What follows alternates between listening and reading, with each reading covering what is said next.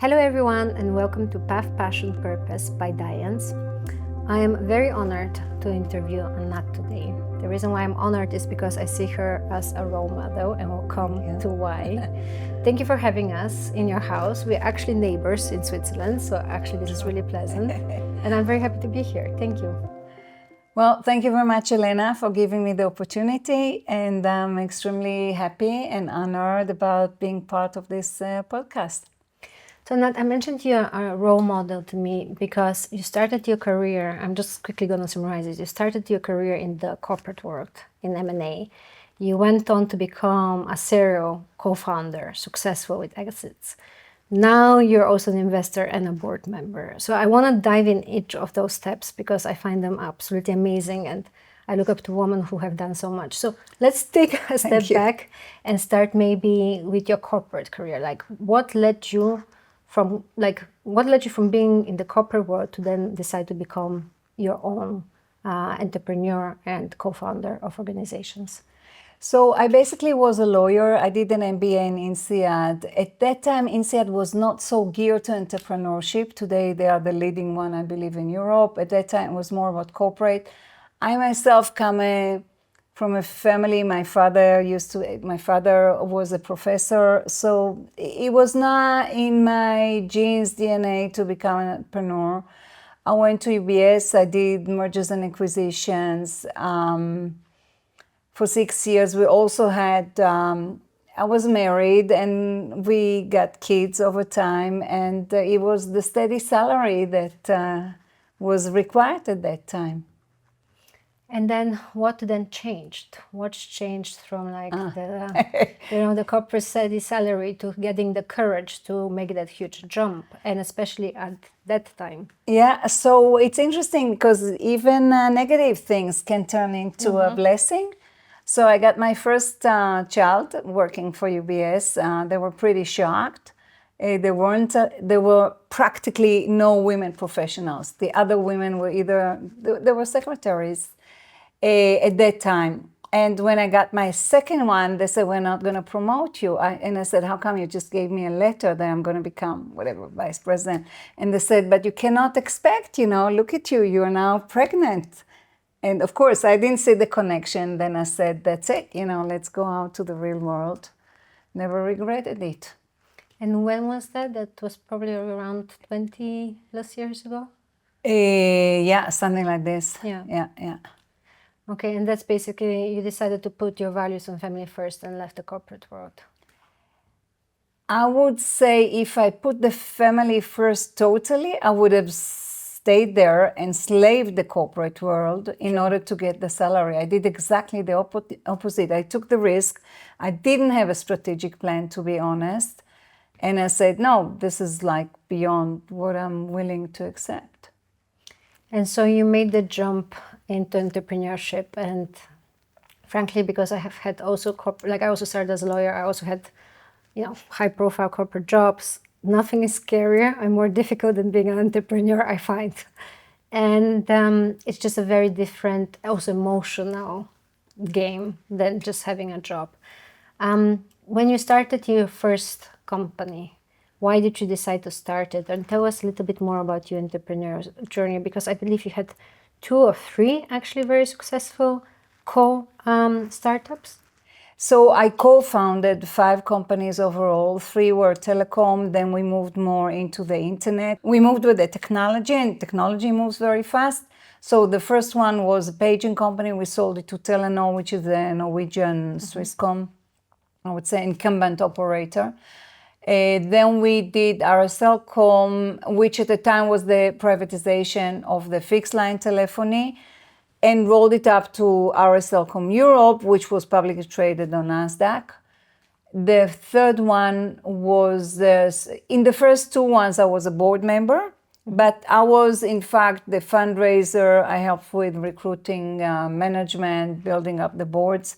But my focus was fundraising and the exit, which makes a lot of sense coming from UBS and doing this M&A. The third one, I became the CEO. It was internet for free. It was the bubble time. It was incredible. The investors were running after us. They got insulted if we didn't take enough money. and life were amazing. And then boom, the whole music stopped. This was a very scary moment because the market just went down tremendously. Something that was a little bit like 2021, but much more than that. So then people understood eyeballs is not really an economical term. You just don't get cash out of it.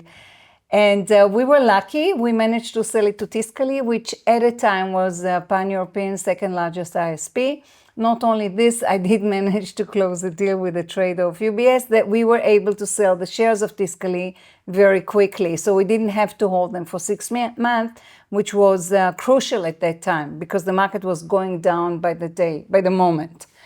And then I always say it's like Napoleon. He said, don't give me smart general, give me lucky generals. Then we went on, we did another one. And same people from same team repeatedly again and again. We took the ones that, the good ones or the ones that they liked us, we liked them, it just worked out okay. Then came, after SurfEU came WiMAX Telecom, so we've done mobile wireless internet access provider. This was in East Europe, and we sold it to NextWave, which was publicly traded on NASDAQ. And the last one that we've done was very different because we've done it in Sub-Saharan Africa. So again, mobile wireless internet access, same speed like in Zurich of the service, but we've done it in very difficult countries. It was Ivory Coast, Cameroon. I got licenses in Rwanda, Uganda, and Ghana.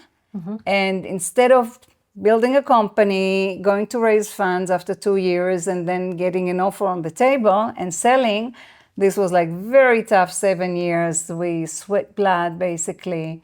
We managed to sell it to a family business there in Ivory Coast, which is great because it's great that Africans are running these businesses. And that was also the time the whole notion of close the digital divide became very dominant, yeah. And for us, it was very important. And then the World Economic Forum, actually, I got an email from Klaus Schwab asking me as a thought leader if I am willing to join the think tank. And since then, I'm trying to read most of my emails. And this is how I got involved with the World Economic Forum. And since then, I turned into an investor. So I invest in startups. I started with Israeli startups. I started with cybersecurity. Being an Israeli in the last years or after graduating INSEAD, I spent my life here, based out of Switzerland, based out of Zurich, but I keep very strong contact, family, friends, definitely technology, business partners. So that was a very good niche to start. So the companies actually, when I was on my serial entrepreneurship, I've done it with my husband, or my husband did it with me. We've done it together. And on the investment, we said, okay, it was nice. We stay married. We love each other. And now each does his own. He's investing more on the medical side, tech med. And I started with cybersecurity. I moved on into fintech. So I was lucky to invest in a Revolut, which everybody talks about the coming IPO. At least lunch I had with Goldman Sachs. A banker talked about it. It's all over the newspapers. And some other good companies. And then from now on, then I moved into D&I. And today, a couple of very good AI companies that I'm very happy that I managed to get into. One of them is Perplexity, which is like the next ChatGPT. It just gives fantastic capabilities to people who use it. In a moment, I would like to go into the board positions, but first let's talk about being an investor, and from two angles. You've obviously made very smart decisions and you continue making very savvy decisions. So what is the trick? What's your advice to others thinking like, I want to also invest in startups, I want to get into venture? But also obviously it's risky. So what would be your advice? How have you selected the portfolio companies you've invested in? So originally, or in the beginning, I stuck to this cybersecurity out of Israel. Israel is very well known on the quality of the cybersecurity companies. It produces Palo Alto, Checkpoint, $15 billion publicly, a market cap on NASDAQ. And then come more and more. And so I invested in CyberX, which was sold to Microsoft pretty quickly, like 2-3 years after I invested. I was lucky to invest into Hermetic, which was also quickly sold. Then non-cyber, tomorrow, I owe a bunch of Israeli pilots sitting in Boston, all of them MBAs from Harvard. And I think they've done a fantastic journey on Weather 3.0, and now they're sending rockets to the sky, inventing themselves all the time. And of course, they are a unicorn already. A Big ID, I was lucky to invest in, fantastic Israeli/American company, consolidation of data, moving along, very nice. Again, unicorn today, UBS is a client, Goldman Sachs is a client. The coming regulation works very well for them. So what I've done in the beginning, I had this sort of beginner's checklist. I wanted to find those guys who are serial entrepreneurs. So hopefully they already sold the company, so they know, they went through it. They know better what they're doing.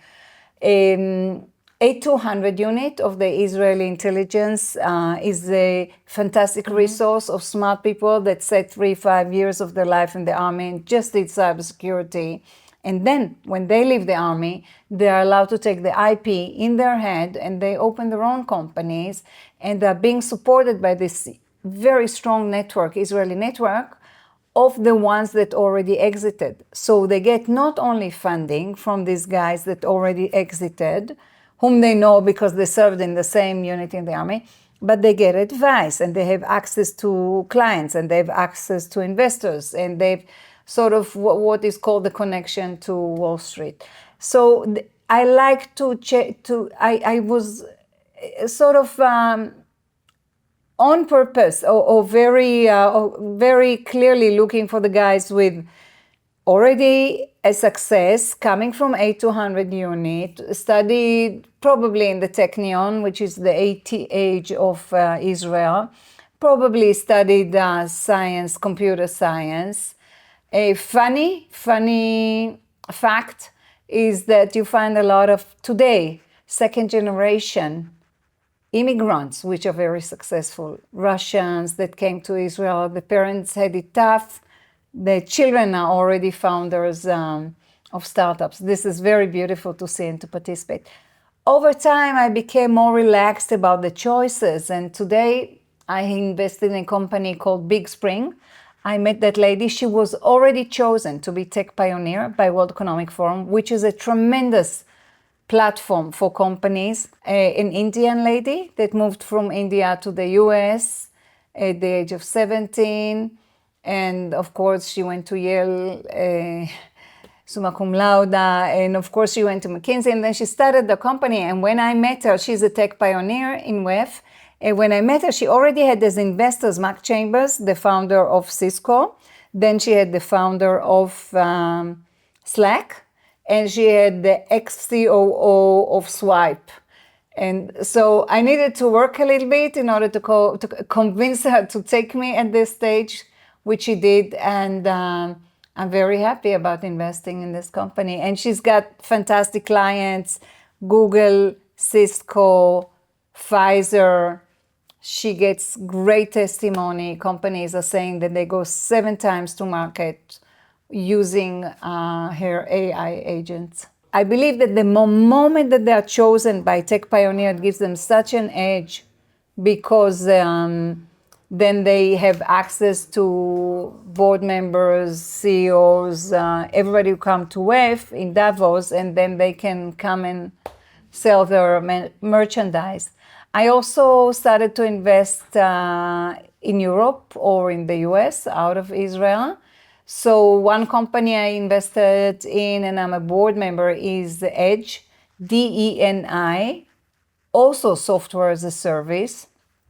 Having clients including L'Oreal, a Louis Vuitton, the largest pension fund in Canada, etc. And what they do, they check the D&I position of the company, they check the pay gap, they check the recruitment policies gap or the promotion gap or the inclusion gap, and they help companies with a roadmap. And if the companies fix what they need to fix, they can get a certificate after 2 years, which means that they can even be included in a certain index of Bloomberg. Not to say that it improves performance and employees are very happy that this is happening. Now, it doesn't have to be only gender, because we look also, depending if the company is interested, at ethnicity, we look at religious, color, even age or biodiversity. So overall, it sort of grew from cybersecurity into other areas. I always try to be, of course, in the areas that are interesting, not the flavor of the day, but this is the place to be, because this is where the largest value creation will happen today. Fantastic. So much information. Can I ask you a slightly more personal question, which whenever I speak to women who are investors, they say that the beginning journey wasn't so easy to enter. Was it similar for you, or because of your corporate background in M&A, was it an easier journey to become an investor? I think there's one thing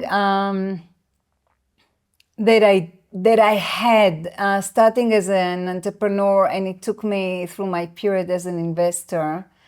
I was, maybe to some extent already in UBS, but I was gender blind. Like, people ask me, doesn't it bother you that this whole room, it's only technology, it was always technology for me. I never invested in fashion or jewelry, although I always I was never an entrepreneur of such companies, so I was in the technology world, and obviously the room was full with men. But I sort of developed this gender blindness. I never felt that I'm the only woman. I never asked myself whether they will give me money or not give me money because I'm a woman. And only years later, when I did my TEDx talk, I came to the Silicon Valley, and then the women started talking to me and telling me, but did you see the statistics? And I go, which statistics? And they tell me, only 2% of investments in startups are being invested in companies led by women. I said, okay, I'm glad I didn't know it. And so I think also as an investor, this is my attitude. And of course, the cybersecurity, there are guys. A200, it's guys. So you need to develop some, you need to develop some other gadgets that can help in this area. I had a real funny experience 3 years ago with a guy who came to WEF, cybersecurity, no, it was a blockchain.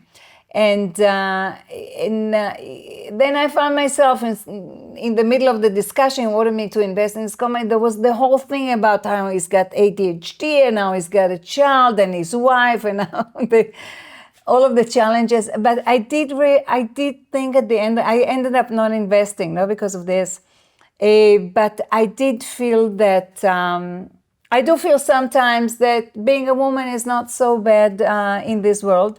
Definitely when I was fundraising as an entrepreneur in 2000, I used to go to rooms of huge VCs in New York or in the Valley, and I knew that they saw 10 companies before me this day, and maybe they'll see 2 more later on.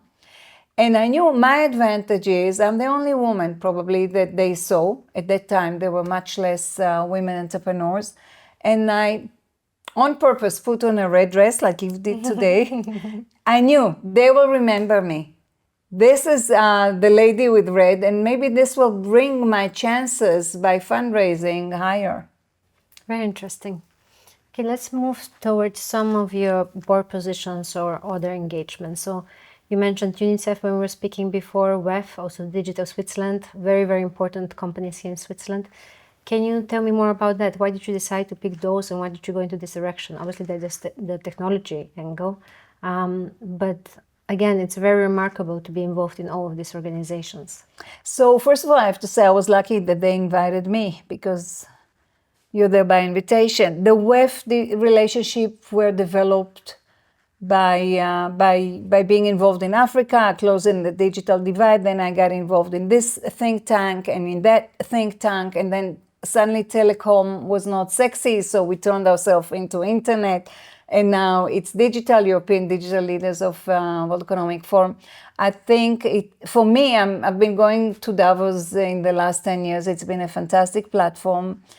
Over time, I also developed friendship with people that I'm so happy to be there with them and meet them.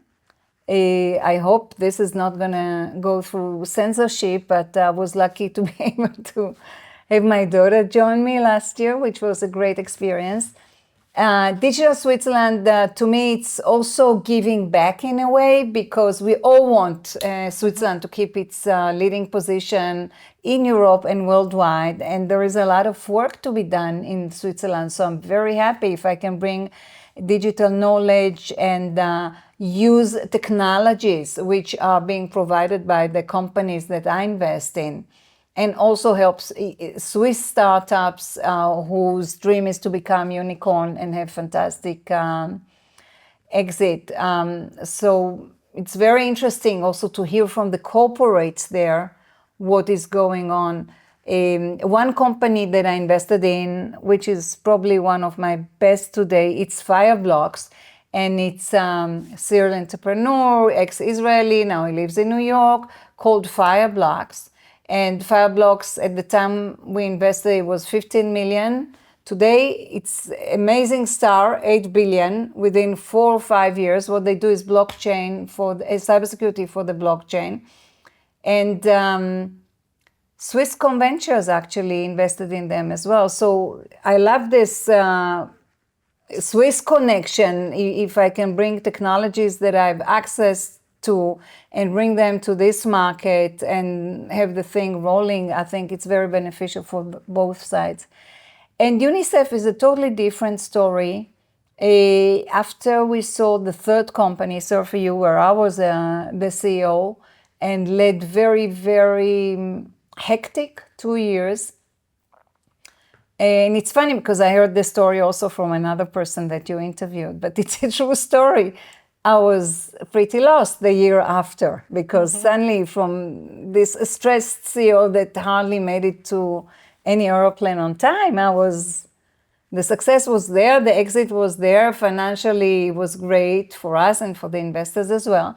But what am I going to do with my life? And I used to go with all of these private bankers to lunch, and I felt really depressed.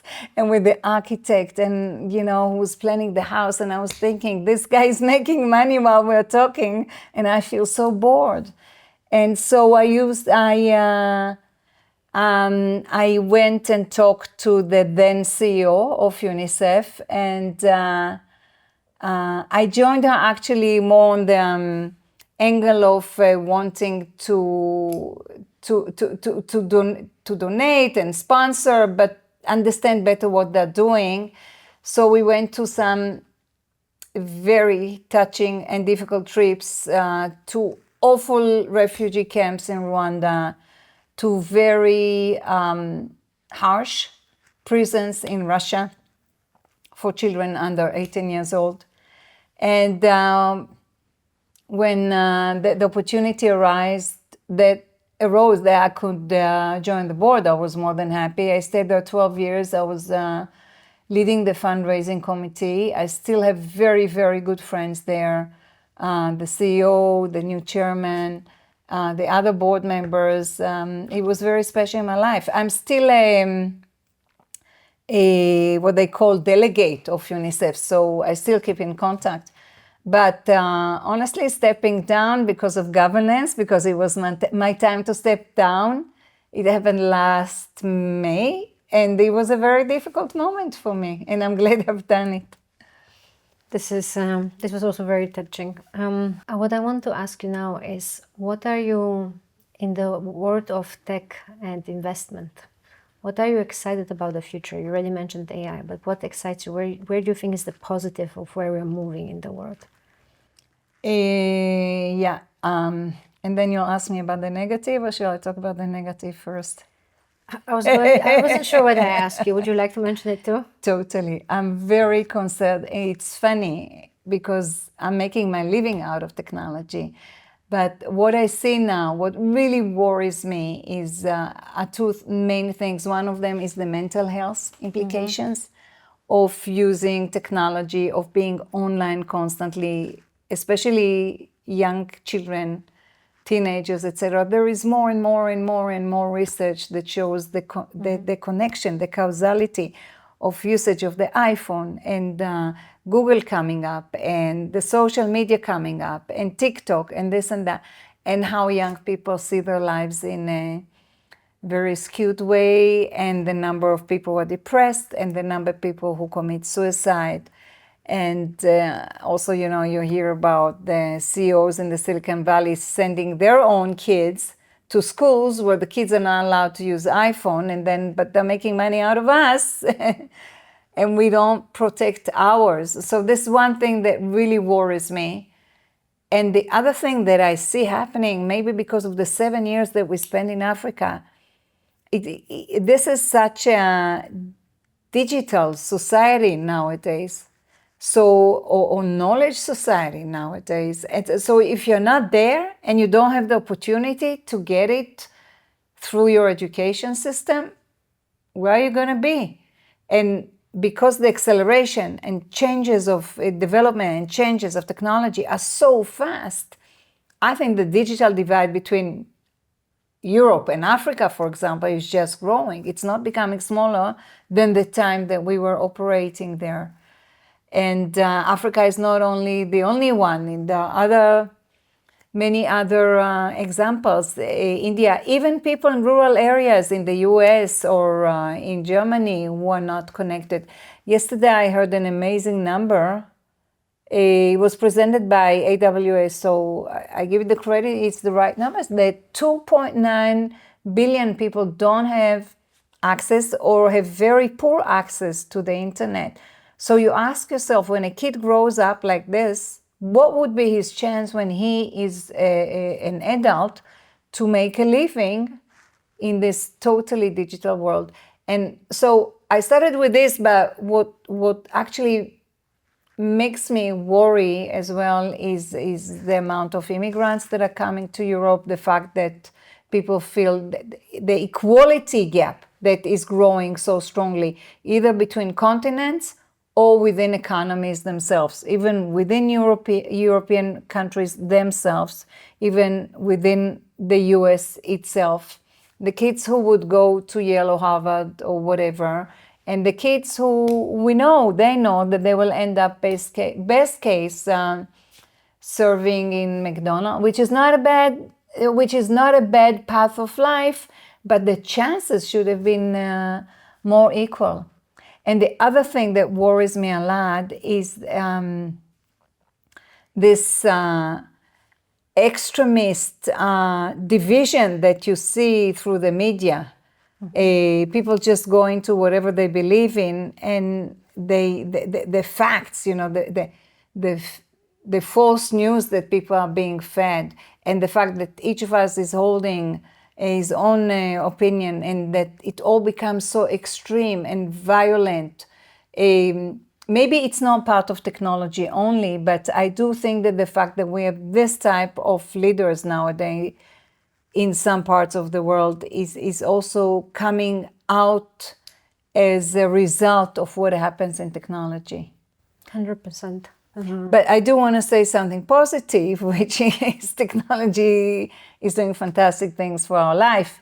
The AI inventions now that so much helped us in the medical field, the fact that people got the mRNA, and COVID is a thing that people continue to argue about, but when you look at cancer research, the fact that they can get today vaccination, peptide or mRNA, and it was all developed because of the technological capabilities that we have today, this is fantastic. So that's great. I also think that there is a lot of awareness to minority. As a woman, when I was in UBS, I wouldn't have been able to speak the way that I speak today. I just went home, I got insulted, and I didn't want to bring it up anywhere. But today, women are very much aware of their rights. They feel very equal, or in some places they are even getting a push, and compared with the boys or with the men. And I think things are changing. Women are much more